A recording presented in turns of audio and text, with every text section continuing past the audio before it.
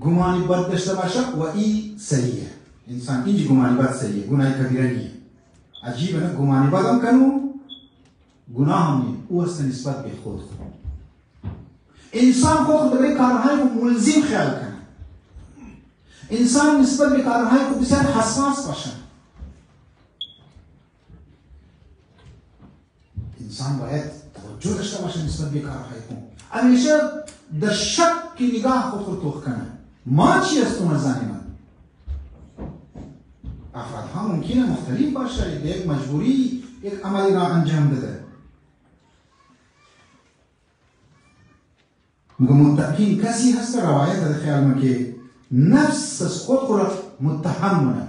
تو خراب هستی، نفس خود تو خبیث هستی، تو مرد به طرف گناه در او بگری، تو مرا نابود کردی.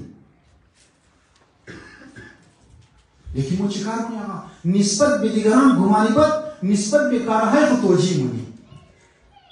کارهای خود میگه صحیحه دیگه، تمام فرق غیبت چی کردی؟ تمام مگه؟ تمام مگه؟ او اون غیبت، اون مگه بده، ما گفتم چی مشارکه؟ توجیه می کارهای مردم توجیه نمونی. کارهای خود کسی یک راه بیان میگی، اونم گفت تهمت زدی مگه؟ هسته دیگه یاره بیتر. هسته ای ما تهمت نمیزدم، من حقیقت دارم بگم. دیدی برای خواهرها بگم مو گناههای خود توجیه مونی. مثلا یک عرصیه، خواهرها عرصی میکنه، یک بچه داره، آل عرصی گرفتم بی خواهر عزیز، مادر عزیز، دول میگم محرم نمحرم ناش نکنه او مگه آجاقا مگه توجیه مونه. دیدی یک بچه دارم بیار ما اون شوق شکره کنیم،